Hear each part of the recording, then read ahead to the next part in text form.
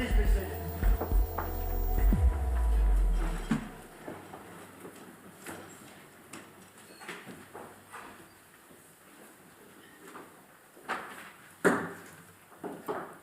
Hereby I open this academic ceremony in which Shuai Shi will defend the academic thesis Molecular Assessment of Human Polyomaviruses and Bovine Meat and Milk Factors in Human Cancers. May I invite you to present a summary of your study and the conclusion of your thesis. Okay. Thank you, dear Prorector, dear committee members, dear promoters, dear friends, family, and colleagues. Today is really honored to be here defending my thesis entitled Molecular Assessment of Human Polyomaviruses and Bovine and Milk Factors in Human Cancers. In the next 15 minutes, I will briefly introduce my studies. When we think of virus, common example like flu virus that comes to mind. It actively replicates, often causing acute symptoms like coughing and fever. But some viruses remain latent. They're hiding quietly in our body. In this dormant state, they can contribute to cancer without causing any noticeable symptoms. Then we ask, how many human cancers are linked to viruses? It's believed up to 18% of human cancers result from non-infectious factors, such as genetic predisposition, alcohol consumption, smoking, aging, harmful exposure to harmful chemicals and radiation. About 20% are caused by infections. Among them, virus accounts for 15% of them, with the remaining 5% linked with parasitic and bacterial infection. Currently, 12 oncogenic infectious agents have been recognized as unique causes of human cancers. The first infectious agent, they trigger cancer by both indirect and direct carcinogenesis. The first infectious agents that have been associated with cancer is a parasite called Schistosoma hematobium, which was also associated with bladder cancer. It took scientific community over 150 years from the first discovery to the most recent one, Merkel cell polyomavirus, which I will introduce in detail later. Advances in molecular biology and sequencing technology has accelerated these discoveries in the recent 40 years, including the identification of bovine meat and milk factors in 2014, which was suspected to be associated with colon and breast cancer, although further research is required. This led to my central research question. Are there other infectious agents associated with cancer? In this thesis, I focused on two potential oncogenic candidates, human polyomaviruses and bovine and milk factors. Let's turn our attention to human polyomaviruses. In 2008, the discovery of Merkel cell polyomavirus as a major cause of 80% of Merkel cell carcinoma has increased the attention to the role and possible involvement of human polyomaviruses in causing cancer. What are human polyomaviruses? They are non-enveloped, small, circular, double-stranded DNA genome viruses. Until now, there are 15 polyomaviruses has been isolated from human tissues, 11 of which have been officially listed as human polyomaviruses. Moving to my respective studies in this thesis, I investigate the presence of human polyomaviruses across serious human cancers, from hepatocellular carcinoma to urothelial cell carcinoma to renal cell carcinoma. Additionally, I explored the presence of bovine meat and milk factors specifically in renal cell carcinoma. I will go through them one by one. Before diving into the presence of human polyomaviruses in hepatocellular carcinoma, we first want you to get a better understanding of our cohort. HCC is highly morphologically heterogeneous, meaning that they can look very different under the microscope. This difference can impact how the disease progresses and how patients respond to the treatment. Therefore, we aim to analyze HCC morphological subtypes and their prognostic significance in our cohort.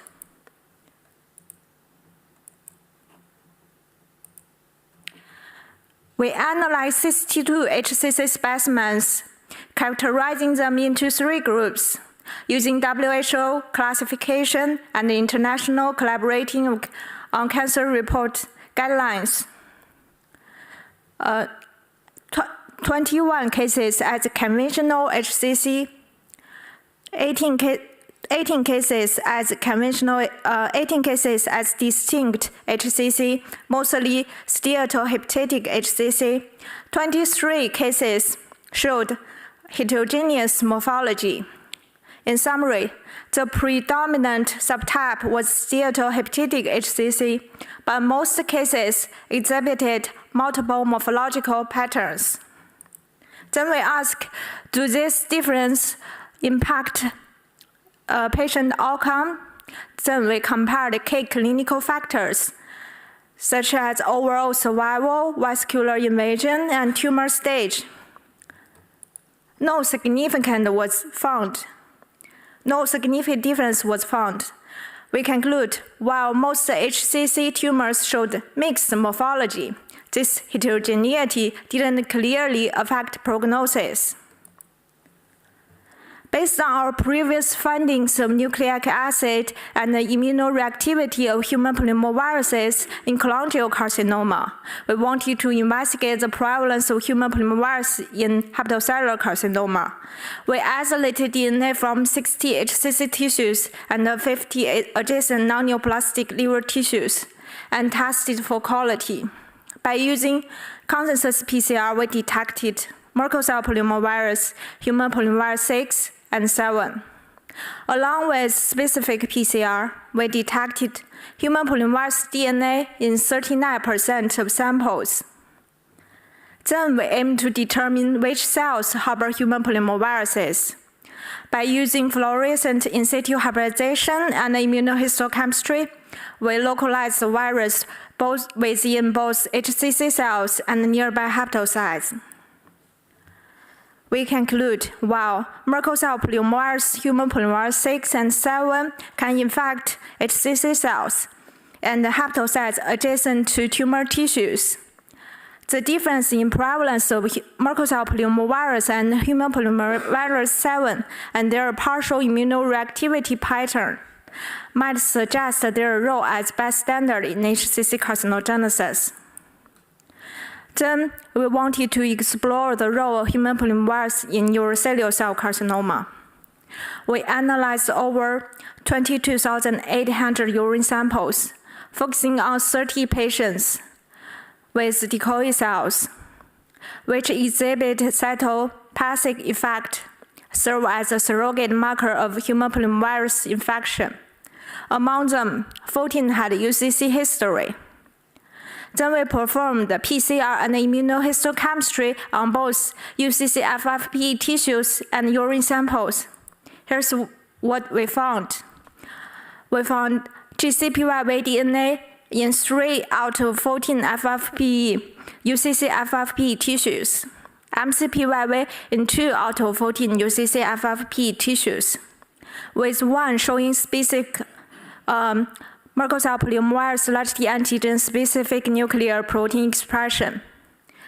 We didn't find human polyomavirus 6 and 7 in any samples.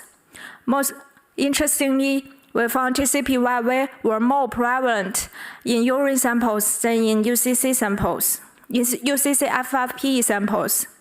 This finding suggests intravesical treatment could be associated with GCPYV reactivation. Merkel cell polyomavirus and GC polyomavirus might sporadically be associated with UCC. Then we go to renal cell carcinoma. The etiology of RCC is still obscure.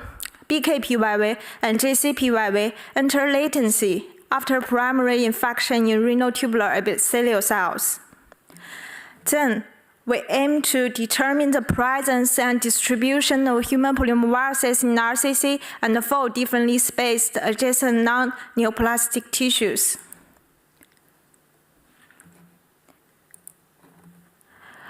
We analyzed 55 RCC specimens from 11 patients using PCR, fluorescent in situ hybridization, RNA in situ hybridization, and immunohistochemistry. We found human polyomavirus infect both RCC and non-tumor kidney tissues, with Merkel cell polyomavirus and human polyomavirus 7 more common than the rest. Kidney tissue may serve as a reservoir for human polyomavirus latency. Then we turn our attention to bovine meat and milk factors. Here's the background. Geoepidemiology has shown a strong congruency of the consumption of milk and red meat, and cancers such as colon and breast cancer. Initially, the chemical carcinogen from cooking was suspected as the causative agents. However, the same link wasn't found for fish and lamb, which basically undergoing the same cooking procedure. Then a row of species-specific factors of dairy cattle origin was proposed. This led to a series of experimental searches in beef and dairy product, in which small single-stranded circular DNA molecule was identified and named bovine meat and milk factors. They are sharing characteristics attributed to both bacterial plasmid and viruses. They are classified into BMF1 and BMF2 according to their molecular characteristics. Why do we decide to look for the presence of bovine meat and milk factors in RCC tissues? Previous studies have indicated the potential role of diet in the parthenogenesis of RCC. The geographic distribution of RCC has shown an overlap with the geographic distribution of colon cancer and breast cancer. Therefore, we aim to investigate the prevalence of DNA of these novel human pathogenic infectious agents in RCC and adjacent peritumoral renal tissues. We analyzed RCC F5P specimens and divided into 2 groups, a test cohort with 44 RCC specimens, a validation cohort with 152 RCC specimens. By using consensus PCR, we found BMF1 and BMF2 DNAs are frequently found in human RCC tissues and are particularly more prevalent in peritumoral tissues. Interestingly, this peritumoral tissue showed greater BMF1 and BMF2 genotype heterogeneity. Then, by performing specific PCR, we were able to characterize the whole BMF genome, in this case BMF2, which also aligned with the genotype detected in the dairy product. We conclude PCR approaches for BMF1 and BMF detection is a suitable tool to screen large FFP tissue collections. The findings are in line with the recently proposed indirect etiopathogenesis role of BMF in colorectal carcinogenesis through the induction of chronic inflammation. Regarding the central research question, we conclude Merkel cell polyomavirus, human polyomavirus 6 and 7 exhibit tropism for both liver and kidney tissues. Merkel cell polyomavirus and human polyomavirus 7 may serve as bystander in HCC carcinogenesis. Kidney tissues may serve as a reservoir for human polyomavirus latency. GCPYV and the Merkel cell polyomavirus might sporadically be associated with UCC. BMF may contribute to RCC etiopathogenesis. In the end, I'd like to thank my colleagues and my supervisors. Thank you for your attention. I will give the word back to Pro-Rector. Thank you very much for your presentation. The opposition will be opened by Professor Savelkoel, who is chair of the assessment committee and also secretary of this committee here present. Professor Savelkoel. Thank you, Pro-Rector. Dear candidates, first I want to congratulate you and your promotion team with this very nice thesis, which addresses a lot of new aspects, which we are still looking for what the meaning actually is. And I think it's a broad field which you examined. So congratulations with that. Thank you. Bringing me to the questions, because we are here to have discussion on what you describe, I want to focus on chapter 3. You describe in chapter 3 the prevalence of human polyomaviruses in hepatocellular cancer. It's known from polyomaviruses that the presence of polyomavirus DNA may increase significantly when the virus has an active role in tumor, like in the Merkel cell carcinoma, for example. So the number of copies of the virus, as well as the subsequent proteins thereof, may have a role in the function of polyomaviruses in tissues. But based on the approach you choose in chapter 3, it seems that you didn't choose to quantify the amount of polyomavirus in the tissue. Do you think this is not informative, or is there another reason that you didn't include this? Highly esteemed opponents, thank you for your kind word and your questions. Indeed, we didn't quantify human polyomavirus in this study because first we wanted to explore their prevalence to get a basic feeling of how they prevalent in HCC. In hepatocellular carcinoma, and we also combine the PCR with other in situ hybridization and immunohistochemistry. And we did, for example, in immunohistochemistry, we didn't see the virus in every tumor cells. That is the phenomenon we observed with Merkel cell carcinoma. So we didn't quantify them. But at the same time, when you are detecting the prevalence, you can also detect the load. It's the same experiment, more or less, but you didn't choose to do that, I understand. Yeah. Do you think it would be useful to do that? Yeah, it would be interesting to use qPCR to quantify the virus, of course, to gain more sight into to what extent they contribute to HCC carcinogenesis, but maybe for future study. Yeah. It will be possible, yeah, thank you. Then I want to go to figure 2 on page 66, also in chapter 3. It was also in your presentation just now. You present there a high prevalence of polyomavirus based on this PCR amplification, which we discussed on tumor tissue, and a low prevalence in surrounding tissue. Let me start with a very general question about that. How do you explain the presence in the surrounding tissues? The presence of human polyomavirus in surrounding tissue actually is very interesting because it's an exogenous DNA, but the difference we observed about the difference prevalence among HCC and the non-neoplastic liver tissue might be result of the immune surveillance. So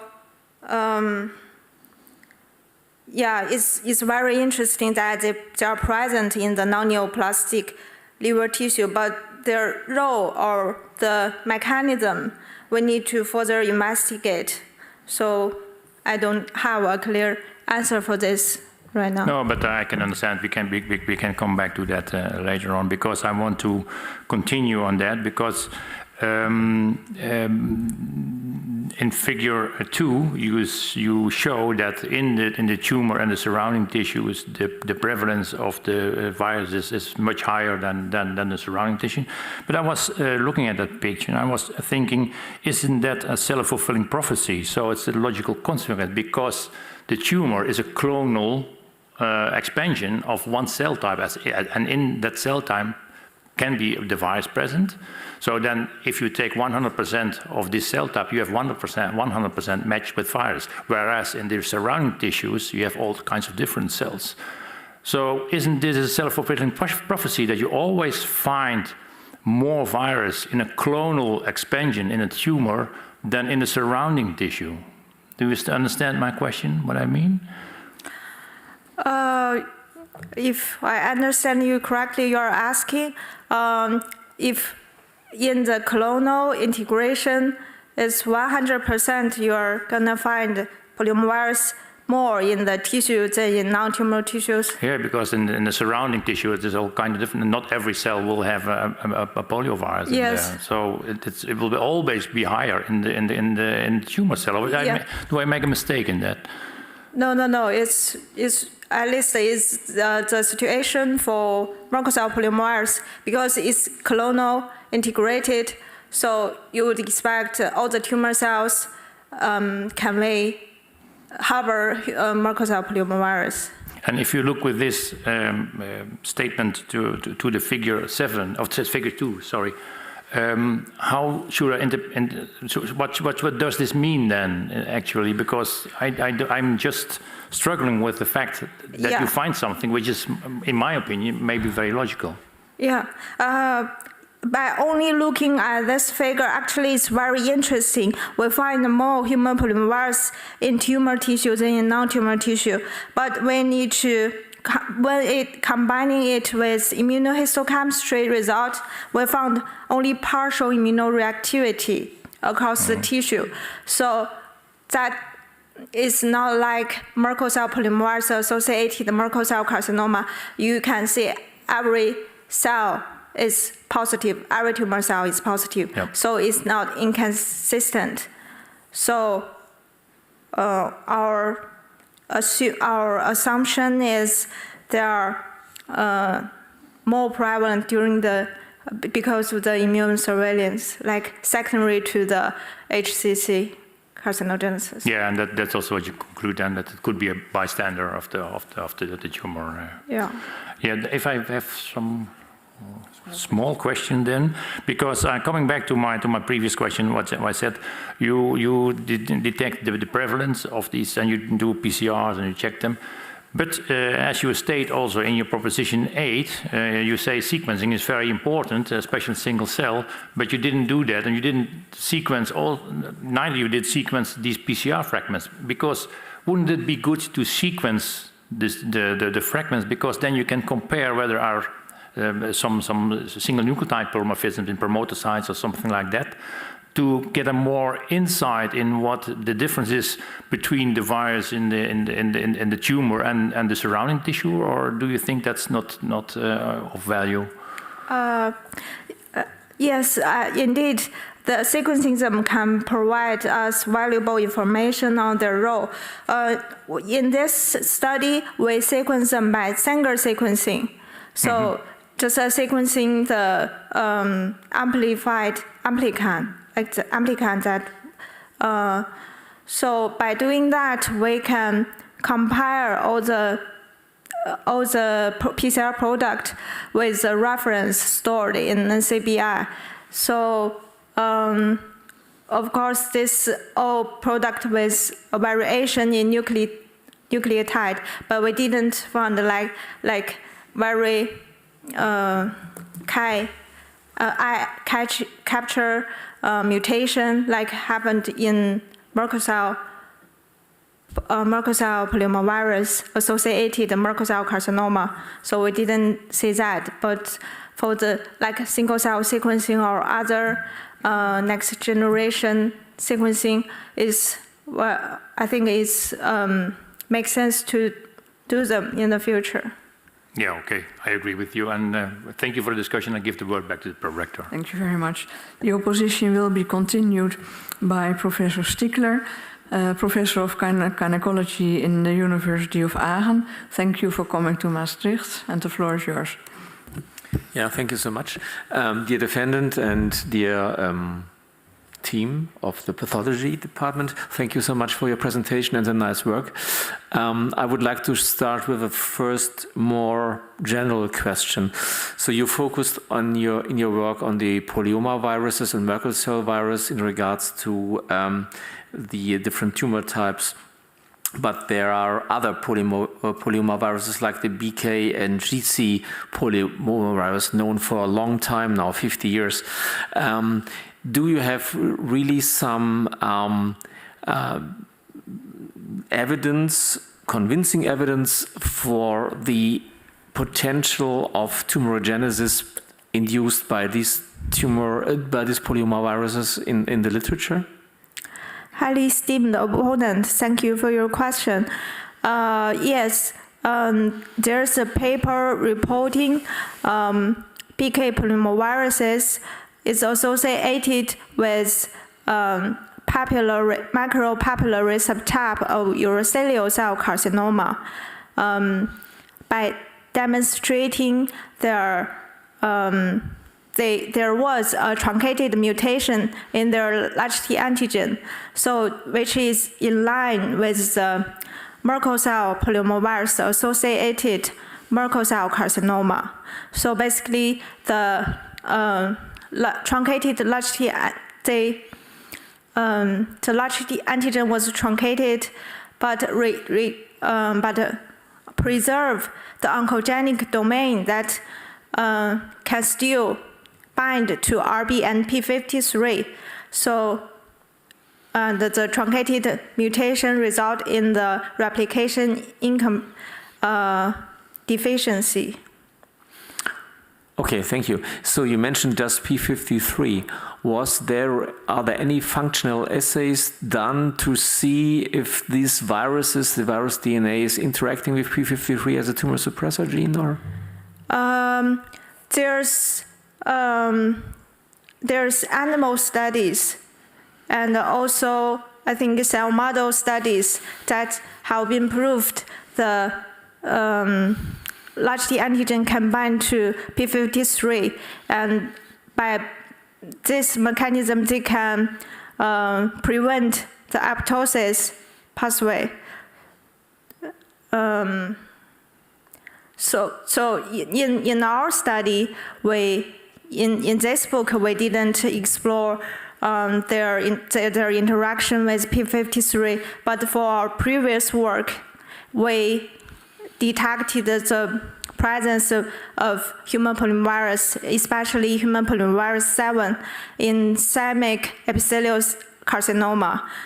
Then we performed the immunohistochemistry to explore the relation between the human polyomavirus presence and the P53 status, and no correlation was found. Okay, thank you. I would just go on to chapter 3. You talked about the association of HP detection and the cancers in HCC cancers, and you tested different subtypes of HCC cancer, right? Do you see there any difference in regards to the infection rates due to the subtypes of the HCC? Would you go so far to make any predictions in regards to the different subtypes? It's our future plan. We haven't really correlate this clinical pathological factors with the presence of human polyomaviruses, but we are analyzing it. Hopefully it will give us some information. Yeah, you showed different detection rates, right? In regards to the different subtypes, when I remember your figure right. And so it was just going back to this to ask you if you think that there might be some association. But you answered this already. Thank you. It's okay. Then I go back to the next chapter, chapter 6. You try to make some association between colon and breast cancer and BMAF. Yes. And to the renal cancer then, and said it's the same topography where this cancer occurs, and therefore that might be some relation to the infection with BMMF. But on the other hand, these are complete different tumor types. And especially for breast cancer, which is my field, I would like to ask you, are there any data on the different subtypes of breast cancer? Because the breast cancer is not existing. We have completely different subtypes of breast cancer. Is BMMF influencing and detected in different subtypes differently in breast cancer?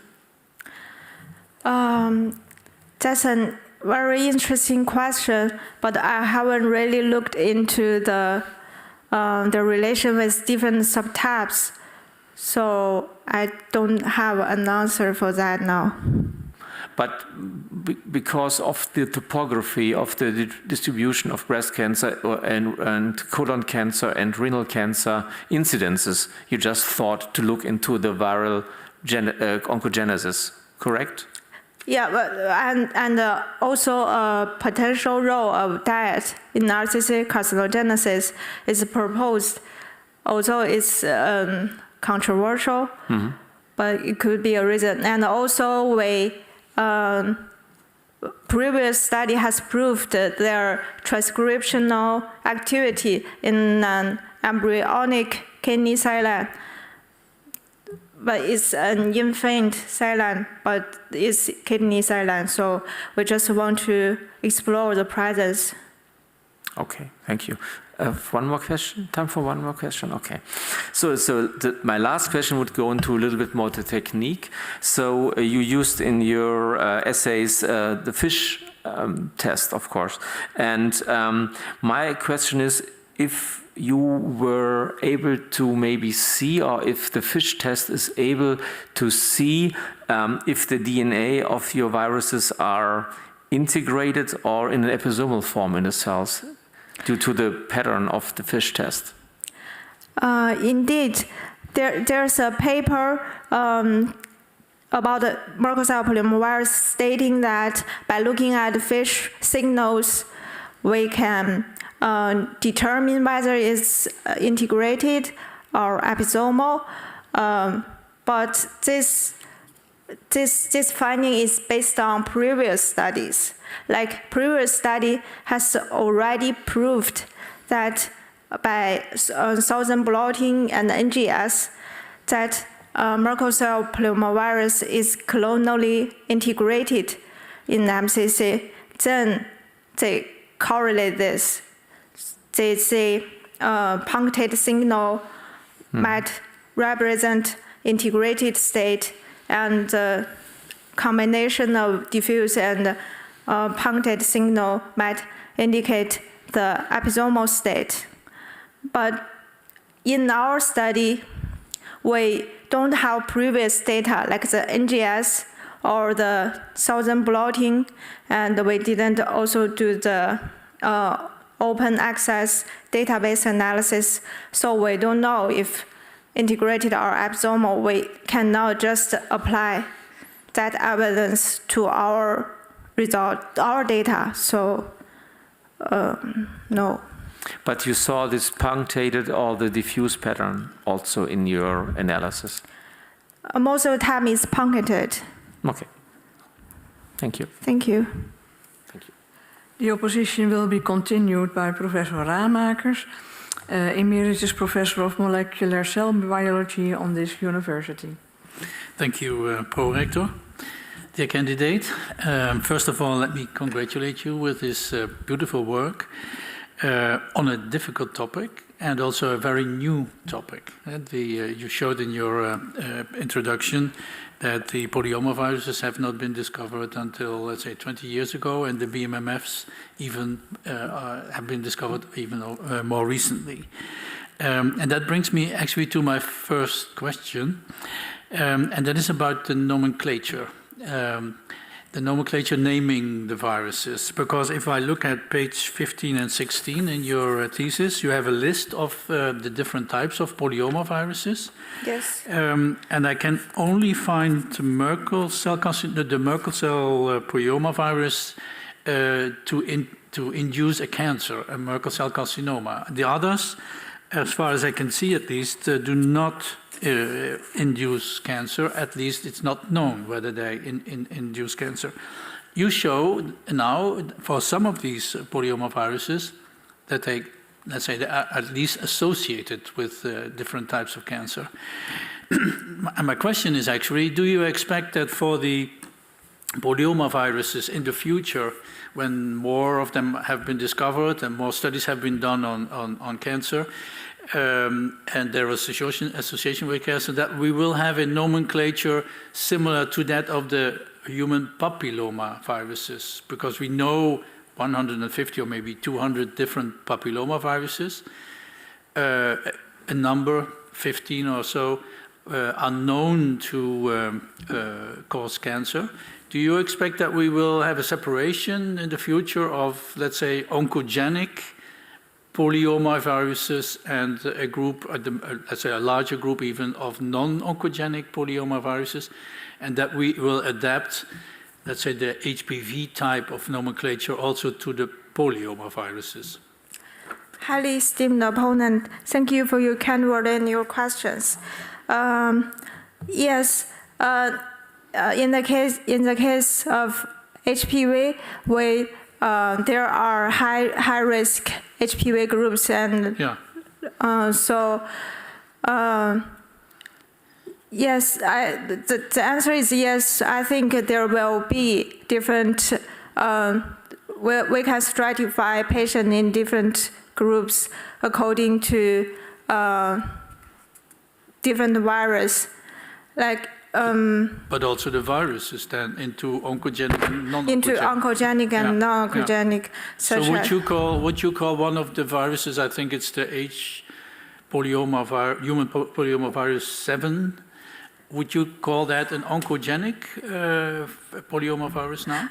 At this moment, we can do that. So it still has missing linking between the human polyomavirus 7 and certain cancers, although there are some evidence about their presence in such as systemic epithelial cancers. It's too early yet. Yes, still early. Yeah, so yeah, I think so. But let's say in the future it might become a similar nomenclature. Yeah, it would be possible. Yeah, I have another question about the, let's say, the BMMFs. As a molecular cell biologist, I'm mostly interested in the ethiopathology of these. What is it? Single-stranded DNA, circular DNAs. And there are different models. So one model that you showed is the inflammatory response, because when they infect, let's say, inflammatory cells, these start to shed reactive oxygen species. There's another model that was published by a group in Heidelberg in 2018, where they show or indicate that these viruses may have an effect on genes that are responsible for cell proliferation on the one hand and cell apoptosis regulation on the other. And on page 174, you actually state that they may have an effect on p53 and retinoblastoma, but also you indicate that a focus should be on the tumor environment. So I see three mechanisms actually. Which one do you prefer? Inflammation, regulation of genes for proliferation and apoptosis, or other factors in the tumor environment? According to the literature I read, the most one that the one I'm most familiar with is about the chronic inflammation. Yeah. And according to the current evidence from whether it's from the histological evidence, they apply the immunohistochemistry on the colorectal sections, and by the co-immunohistochemistry and the co-fluorescent, they like localize the virus in macrophages. In the surrounding. So that is what you mean by the tumor environment also? Yeah, that's also involve tumor environment they can interact with, such as other immune cells to... Yeah, what about the time, Prorector? Did it one because if that is the theory, the most prevalent theory, inflammatory response and then the reactive oxygen species, would that also lead us to preventive measures then? For example, can we scavenge away the reactive oxygen species by eating more broccoli or even taking more vitamin C? Yes. Yes, I think it can to some extent to reduce the risk, but I think that's also the same question, like, should we stop drinking milk and eating meat? Yeah, but I think it's more, we don't know, reduce the amount of consumption of meat and milk maybe can reduce the risk at some extent. But you indicate that the BMMFs are also found in many other food,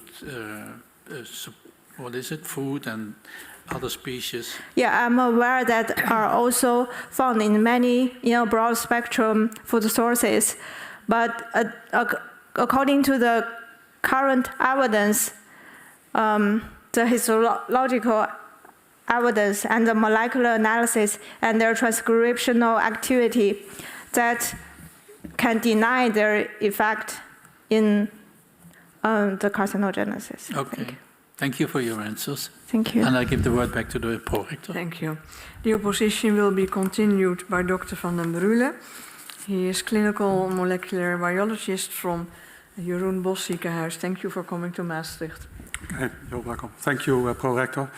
Dear candidates, I first like you to congratulate you on the very nice thesis with a broad covering of several topics.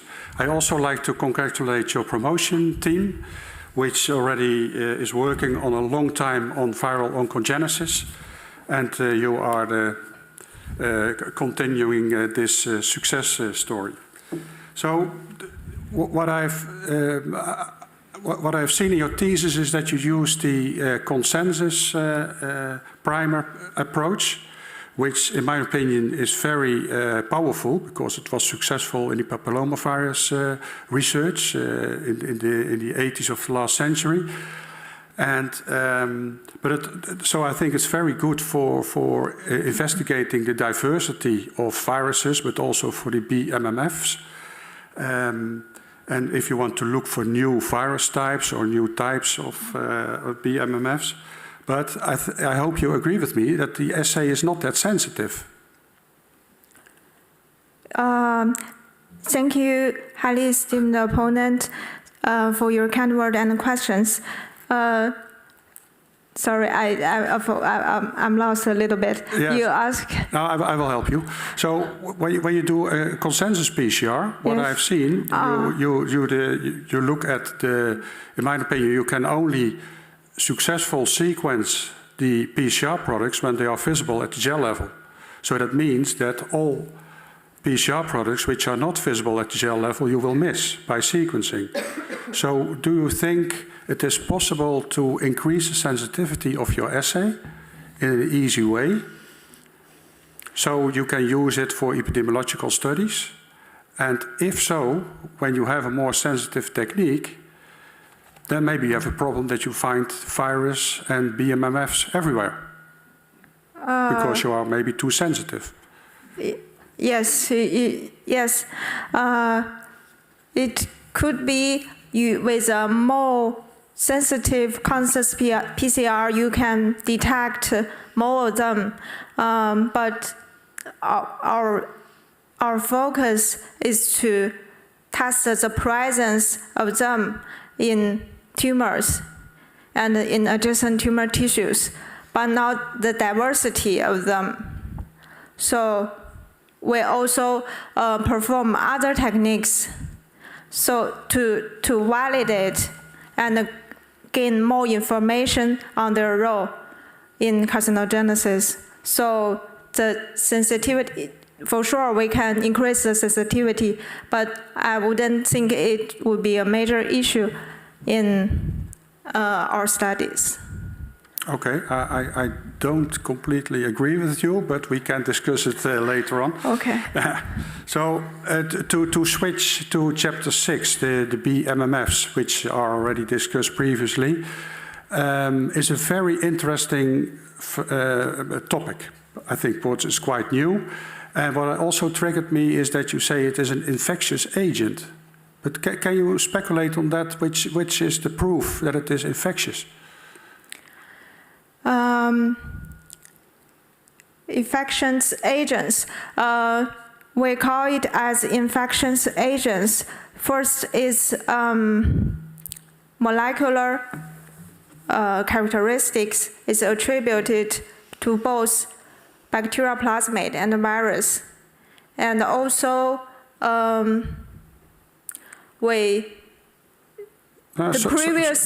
sorry to interrupt you, but because maybe it is a plasmid or not a bacterial plasmid, and that it is a representative of maybe the microbiome present in the gut. Could that be that we are looking at plasmids, or are they not that homologous to plasmids of bacteria? Because in your introduction you mentioned that it resembles the plasmid of Acinetobacter. So could it be that the BMMFs are plasmids? No, because it also shares features of bacteria. They are classified into different groups according to their relevance to different species, to different bacterial plasmid, and both bacterial plasmid and bacteria species. So we can call it plasmid because they also have the feature of bacteria. Mm-hmm. Okay, and it is a very heterogeneous group, the BMMFs, what you described. Is it also very heterogeneous in bovines? Sorry? It is a very heterogeneous group, so you have many types of BMMFs. Yes. But you also find it in bovines. So you say you find it in milk, in meat. Are they the same BMMFs, or are they different types? They are not exactly same. Such as sometimes we found it's called BM. They are different isolate from the BMF2 group. Like some are associated with transmissible spongiform encephalopathy 1.76, and some are just BMF isolate, like in line with previous detecting dairy product. So they're not the same. They are. No, I understand that, but you also find them in other species, as discussed previously. So does that mean that maybe every species has its own, not BMMF, that's not possible, but its own MMF? So do we also have maybe a human MMF? That's an interesting question, but I don't know the answer. I think nobody knows, but I think it would be an interesting field to explore look at. this. Yeah. Do I have time? Oh, yes. Okay. Can I go back to one of your propositions? So maybe one of your paranims can read proposition 1.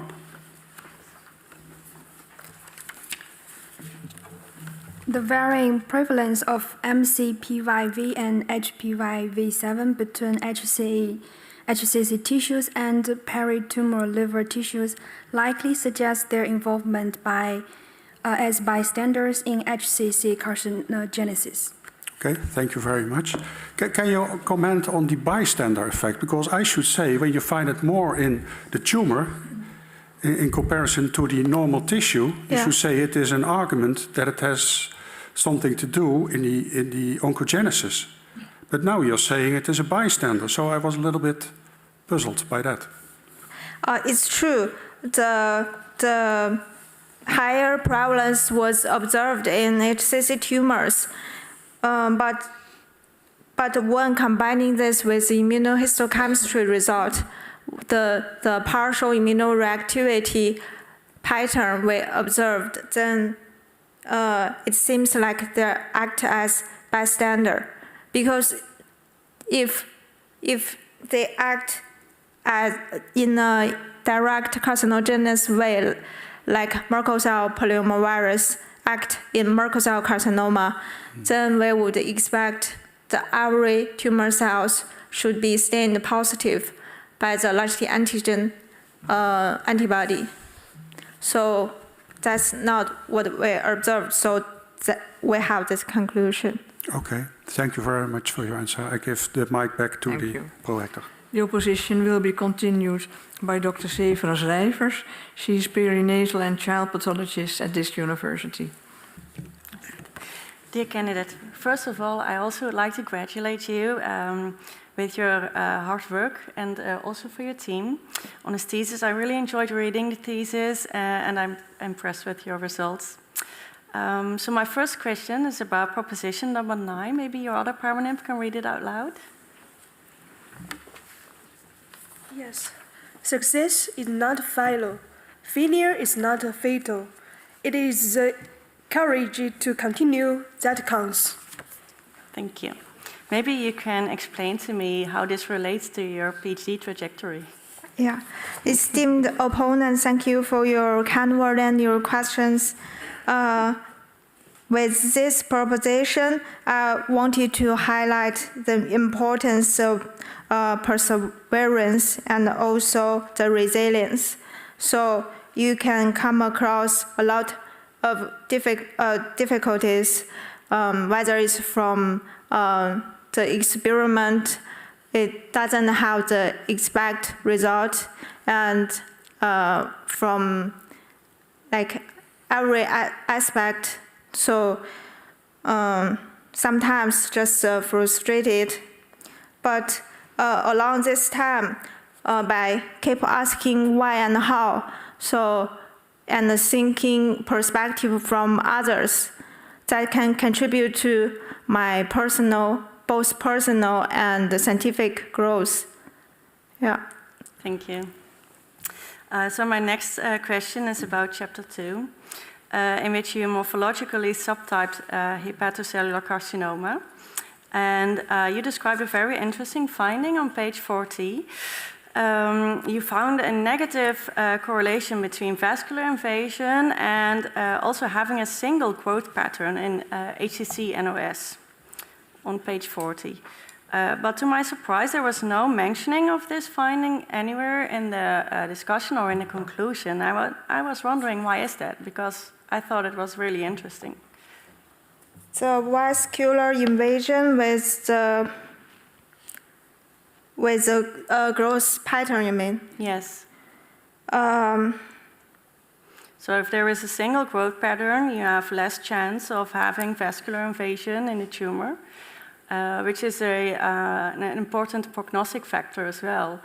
So it could be very, very interesting for pathologists to take that into consideration, and I didn't see it anywhere else in your discussion. And I was wondering, do you think it is interesting as well, or do you think it's more like chance that you found that? Yes, in our study we didn't find a correlation between them, but in other studies they have correlated some growth patterns, such as the microtrabecular patterns are more associated with aggressive behavior, and I assume it's maybe be related to vascular invasion. I think it's interesting and it should be added to the discussion. And do you think it is important for pathologists to mention the growth patterns and the different growth patterns as well in the pathology report? You mean mention the growth pattern in a different way? No, just to mention them. I think it's important. There are some studies that suggesting the growth pattern may have impact on patient prognosis and treatment decision making. So I think it should be added to the report. Yes, thank you. Then I would like to go to chapter 6 as well. It has been a very well discussed chapter. So you tested BMMFs in human renal cell carcinoma tissues, and you found that these are more prevalent in the peritumoral tissues. And the same pattern you also found for the human polyomaviruses. You tested in chapter 5. So I was wondering, have you cross-linked those cases? Are they the same? And do you think there is a relation between BMMFs and polyomavirus? That's a very interesting point. We haven't done the analysis to correlate the presence of polyomavirus with BMF in relation to the same case. But it's a very interesting point. We will do it in the future study. Thank you. You also mentioned in chapter 6 on page 148 that you also tested the BMMFs in hepatocellular carcinoma. Yeah. And interestingly, the BMMFs were only sparse in these cases. And I was wondering, do you have an idea why BMMF is less present in a liver than in kidney tissue? I don't have experimental evidence to support this, but I assume it could be related to the tropism. BMF maybe have a greater tropism for renal cells than for hepatocytes. So then we see the higher prevalence of bovine meat and milk factors in RCC than in liver cells. Could it also be because of some excretion pathway, perhaps? Perhaps it's more it's excreted by the kidney instead of the liver. Do you know anything about that?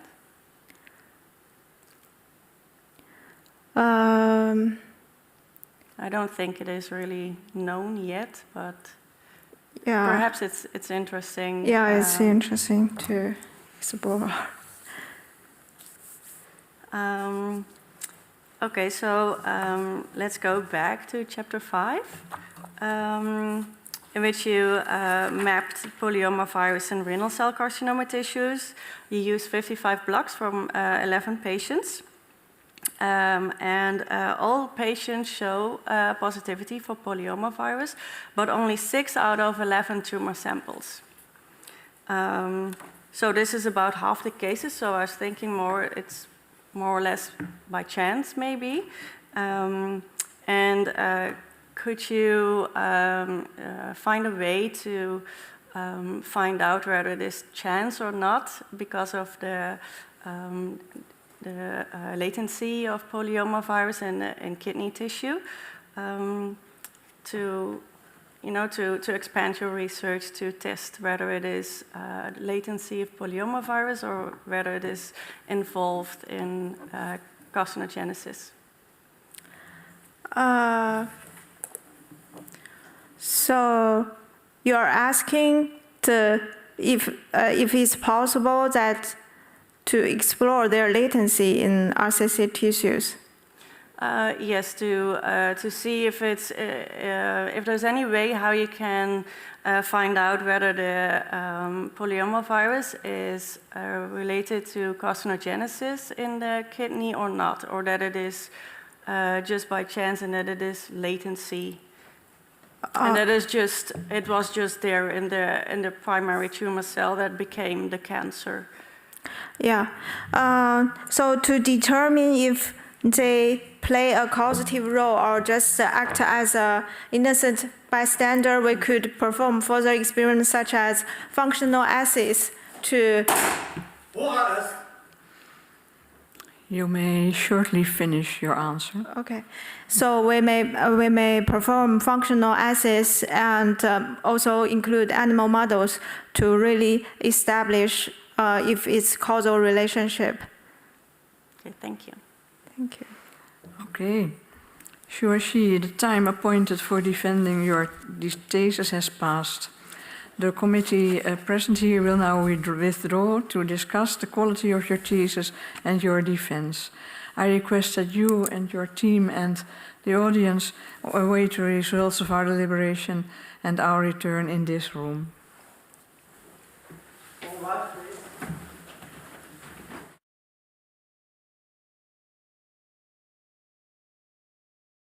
The PhD defense has now ended. The degree committee will debate the candidate's performance behind closed doors. This process usually takes about 10 minutes.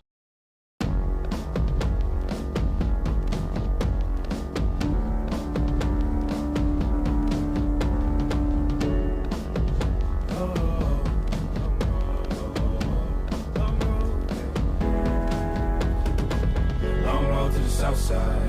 7 miles in my rearview mirror, I know what it felt like. My goal's only getting clearer, east side to the west side. No place like home, if it's questions that you've got, go the extra mile and die.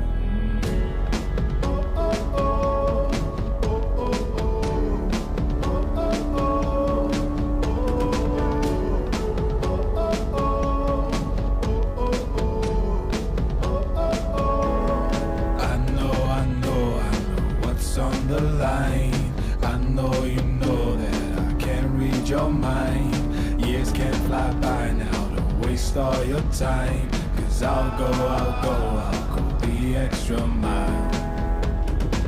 Long road to the south side, 7 miles in my rearview mirror, I know what it felt like. My goal's only getting clearer, east side to the west side. No place like home, if it's questions that you've got, go the extra mile and die. On the dash, got my laces tied. Long road, I don't waste no time.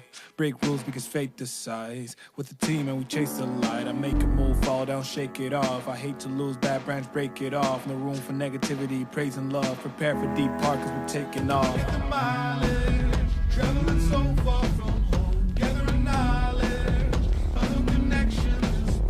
I put the time in to get everything I ever hoped for. It's a challenge and we all in. It's a better future that we go for. Even though these nights seem long, I know that I am never on my own. Know you've won the battle once you've grown.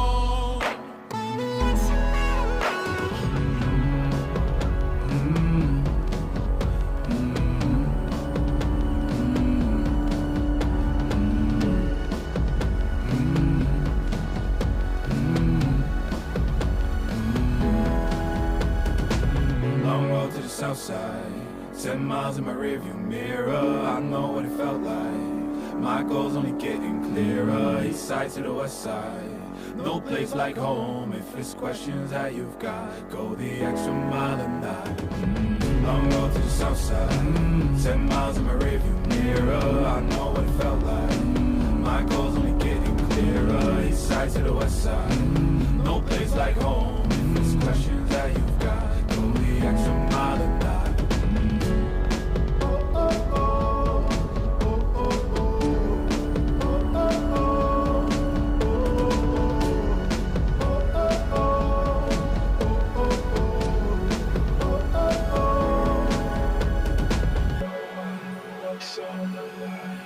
I know you know mind. Years can't fly by now, don't waste all your time. 'Cause I'll go the extra mile.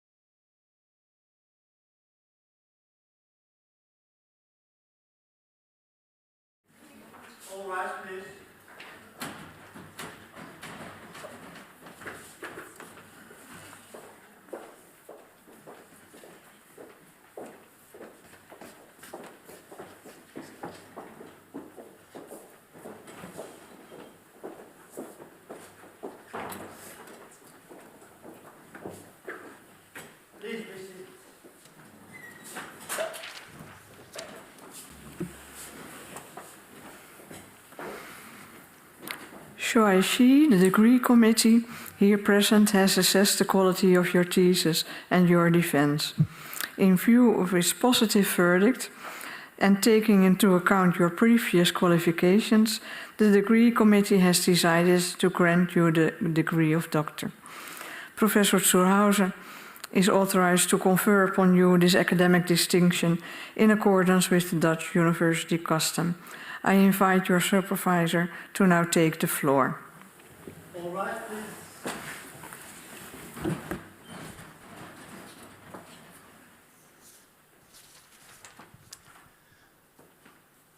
Do you promise to work in accordance with the principles of scientific integrity at all times, to be careful and honest, transparent, independent, and responsible? Yes, I promise.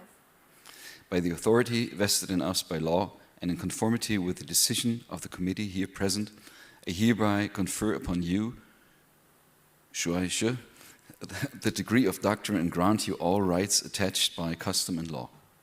As evidence of this, I now present you with a degree certificate signed by the rector, the secretary, and the other members of the committee, and affixed with the official seal of the university.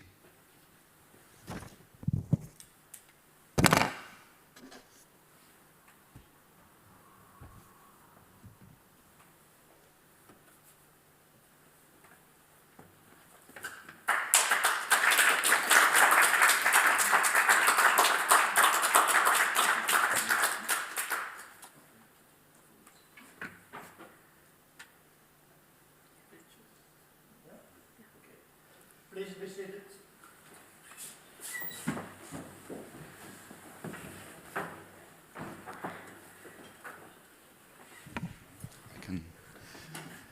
Dear Shuai, dear all. So it's my pleasure, after a long journey, which we spent together in the laboratory here with all the colleagues here present, to congratulate, cordially congratulate you for this achievement which you had today, and more than deserved. As I already told here, the committee, your assessment committee, and also the others, everybody knew, you came here in the, I think it was in October 2019, and very enthusiastic to put viruses into stem cells, or iPS cells, induced pluripotent stem cells. And when we had agreed on taking EBV as a consequence of my knowledge based on EBV to Adriaan van der Brule, here present, to see what are the effects on EBV in stem cells. Yeah, another virus hit us very hard. It was coronavirus. So the laboratory was closed in 2020, and only 6 months after you came, and then everything, yeah, nothing could be done anymore. So the lab restarted, but although everything was open, we had no polymerases, we had nothing to work with, because everything went to the microbiology department for corona testing. So and then we started again, and so somewhere in 21 we came to the conclusion that the project, as we intended it to do, did not work. So, and based on the evidence that iPS cells are much more complicated than we thought, and although we had lots of people helping us with this, so we had to find a new topic, and we did have a new topic. So, and you showed and what you already mentioned today in your answers, in one of the answers concerning your proposition 9, you showed a tremendous extent of resilience, and that is really impressive. And you have worked really hard. You have, I think you know every single PCR band which you sequence by nickname, and because you not only sequence once, but sometimes twice, forward and backward, and you really work very hard for all those papers here. And I'm really proud that you finished this, and you have learned so much here.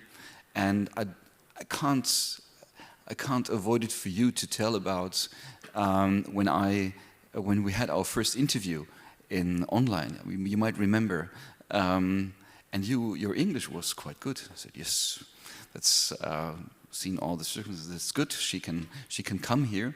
And then you came here, and there was a kind of gap between what we had and the discussion. So you also learned English very well here, and I'm yeah, I have to say I'm completely impressed.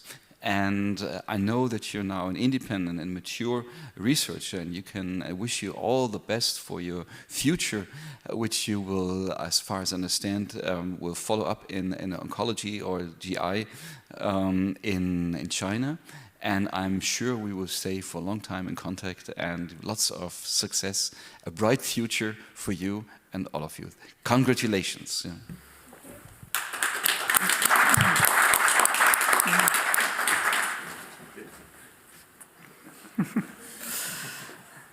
Dear Dr. Shi, also on behalf of Maastricht University, I congratulate you with the degree you have acquired. You did a marvelous job, and we congratulate you and also your friends and family present here and present online, and we wish you all the best in your further career. So now we will leave this audience and make the famous picture on the stairs, and you can come to the left for the reception and just follow us, and it will be all right. And hereby I close this academic session.